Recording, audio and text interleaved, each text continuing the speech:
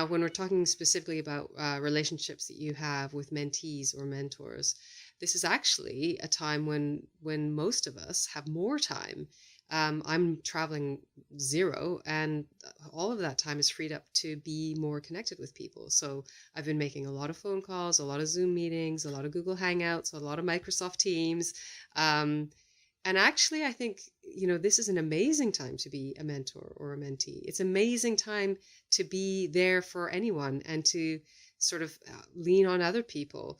I hope that we come out of this reconnected and more in tune with our community than we ever have been before. I also think now is a time to start new projects. We're currently hiring for our renewable Forge project, and a lot of people were hesitating and saying, really, is this the time to hire? But the first few months of the project were always going to be theoretical. They were always going to be in the mind. And as I've said, this is the time for Zoom and Google Hangouts and Microsoft Teams. This is the time to do academic collaboration, because nobody needs to be anywhere. We just need our collective brain power.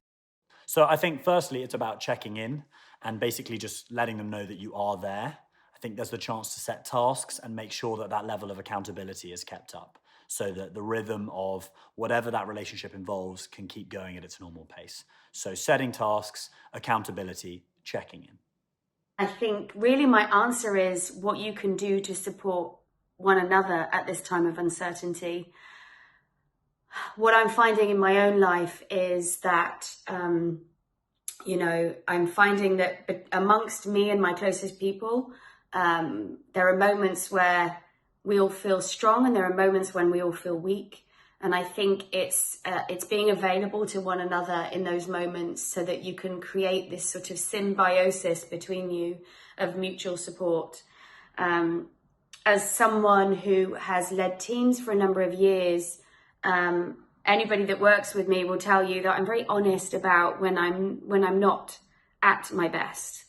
And I do that because by doing so, I give permission to the people around me to not be at their best too, and to tell me when they feel like they don't have enough in the tank. And I think that's super, super important.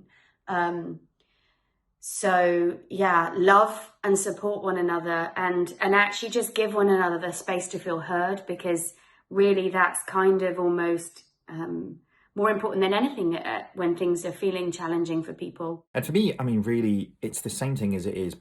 Corona or no corona, it's all about communication. Really understanding what those people actually need to give support and making sure that actually you're there to just support them and be that safety net. I mean, in times like this, everybody's feeling very isolated. So reach out, chat about what people are doing, chat about the stresses and fears that they've got, and just keep talking. It's really, really important.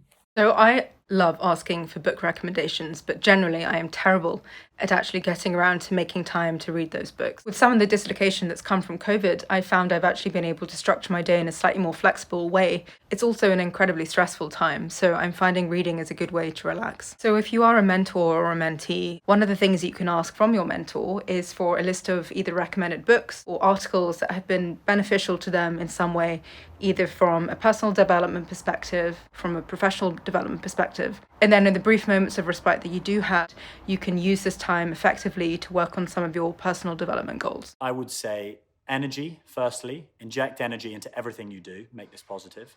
Secondly, find some structure at home and stick to that. Make yourself accountable to the structure you put in place. And thirdly, and most importantly, I think this is about finding solutions rather than focusing on problems. We've seen our whole business pivot within a week, and the way in which we can help young people be severely inhibited. So I think it's really important to just focus on the positives and the way out of that and what we can do to help people rather than dwelling on the issues at hand. So I think the important thing is to check in with people and constantly let them know you're available to talk about anything and that you care, right? So people might not be immediately forthcoming with how they're feeling because they might not necessarily know how they're feeling. But letting them get comfortable with the idea that they have people they can turn to is really important. And maybe they'll come to you, maybe they won't, but it just solidifies that mentor-mentee bond. And it doesn't even have to be mentor-mentee. It could be family members, friends, whatever. It's just, I think, being emotionally available for people and letting them know that whatever's going on with your life and how you're dealing with the situation, you're available to talk to other people and listen, it goes a really long way. People just want to know that someone will listen to them. So my biggest piece of advice really for anybody who's feeling sort of hopeless in this situation is just keep going. I mean, the best thing that you can do right now is try and figure out how and what it is that really sort of motivates you. Many people sort of go through life really not understanding this, that actually whether their motivation is instinctively external or whether it is an internal source.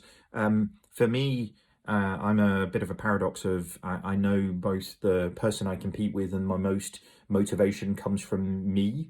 But also I'm very competitive. So being competitive with myself is a bit of a recipe for probably pushing myself too hard in many different instances. So I think for anybody who's really feeling quite hopeless, try and reconnect with people. Try and really understand what it is that gives you your energy. If it's communication and conversations with other people, reach out. There's, better technology in place than ever before to really make sure that you stay connected with your friends, your family, your colleagues, your loved ones.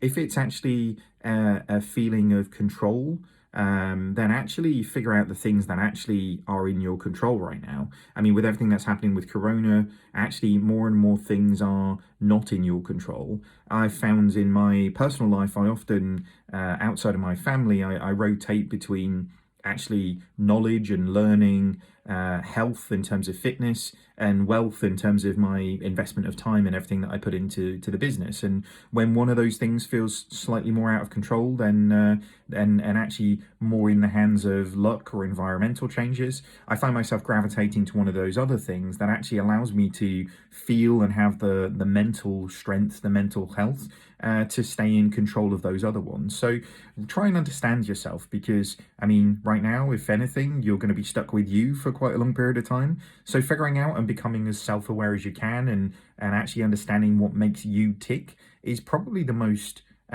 great gift that you'll ever be given. So spend some time with you, figure out what makes you tick, and then understand what it is that you need to feed yourself with. And then finally, I would just say, just keep loving as hard as you can. And that love starts with you.